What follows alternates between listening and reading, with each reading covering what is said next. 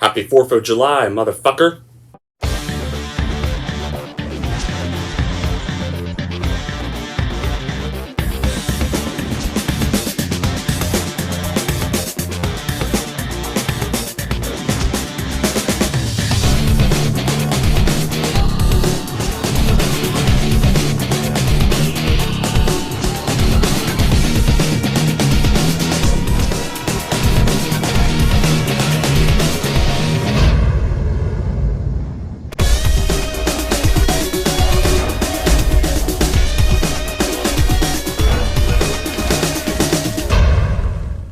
Hey everyone, it's Movie Lover 120 here, and I'm here with a brand new movie review, and this movie review is going to be for the fourth installment in the Die Hard series, and that is for none other than 2007's Live Free or Die Hard.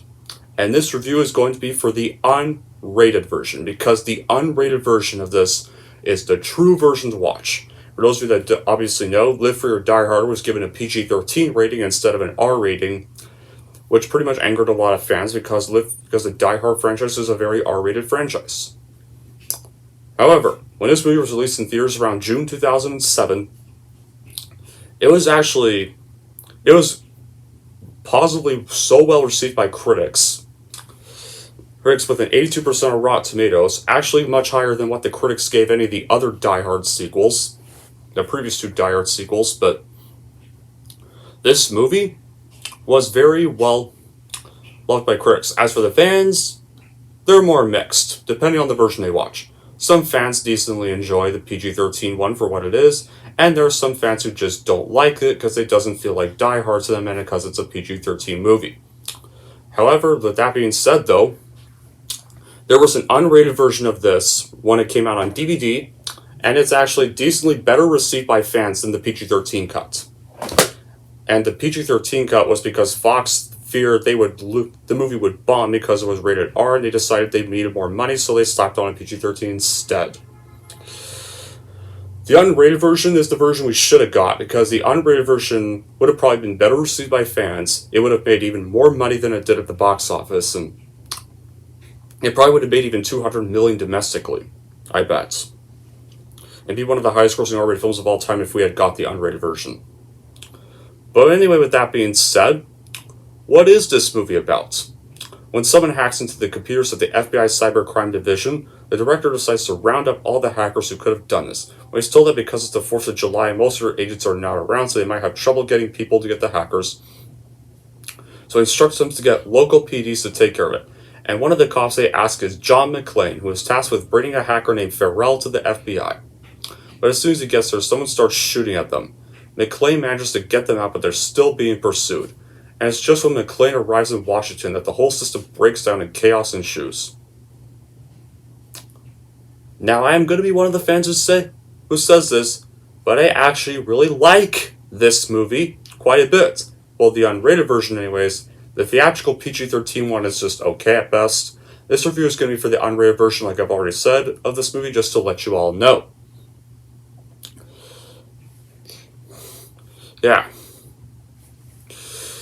And to me, this one is the true finale to the Die Hard series, and we're going to get to why in the next review.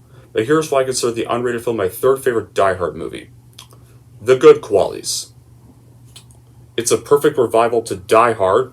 It was made like 12 years after Die Hard with a Vengeance, so that's normally a sign it's too late for a new installment of a franchise by that time. But this proves to be one of those unnecessary sequels that proved to be a good film. The film even still holds up the thrills and action scenes from the first three movies, and arguably even more than the last three movies. And yeah, like I've already said, this movie can even be seen as an epic conclusion to the Die Hard franchise with an even darker tone than the first three movies. Like for instance, the movie involves John McClane, who needs to stop all the huge cyber criminals before they wipe all the networks on the entire planet and save his daughter, who's been taken hostage by them. And the villain, Thomas Gabriel is a decent villain that he uses his team or expert computer hackers in order to shut down the U.S. infrastructure systems that he had built by himself and steal billions of dollars from the Social Security through the Woodlawn facility, and even kill John McClane, his daughter, and Matt Farrell, which she is nearly come close to doing so. which basically makes him the very strongest villain to date in the Die Hard franchise, even a little more so than Simon Gruber or Hans Gruber, kind of a way. Although I prefer Hans Gruber and Simon Gruber as the two better villains. This guy would be third. In addition, the movie has some major great action thriller scenes, such as John McClane stealing the semi-truck near the end of the movie, which is a very cool reference to the movie Raiders of the Lost Ark.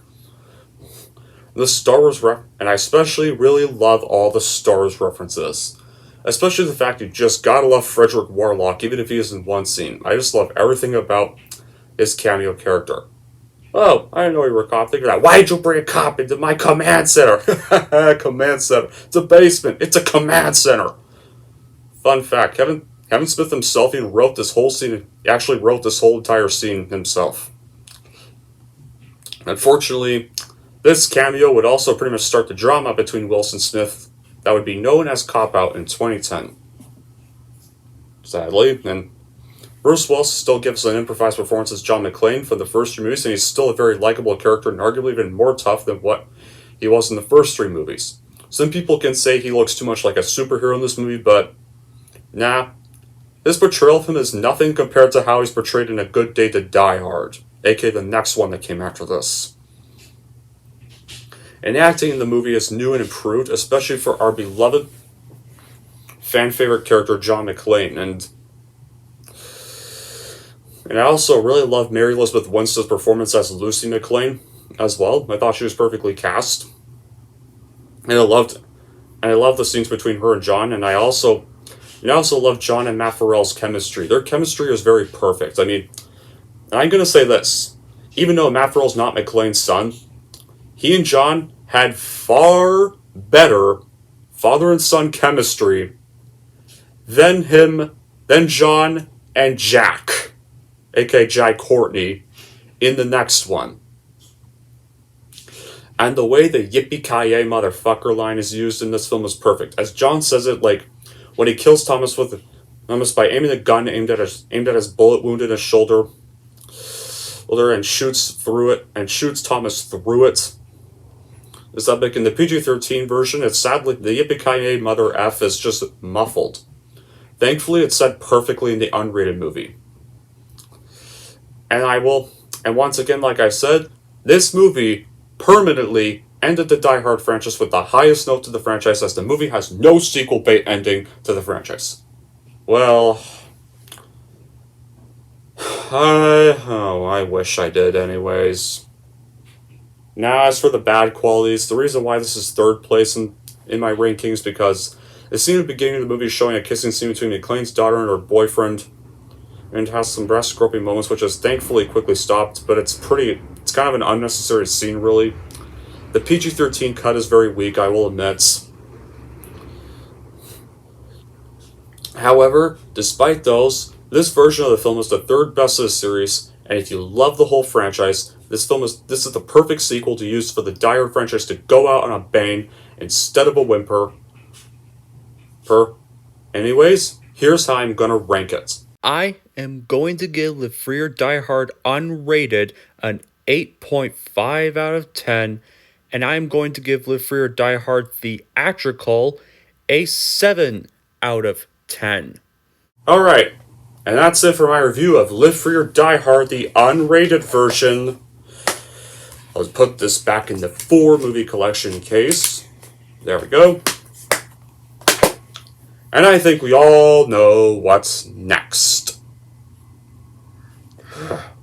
Unfortunately, the next one, we all know the next review is going to be, or the next film review in the series is going to be for what unfortunately would be the last one, but what hopefully is the last cash grab they make.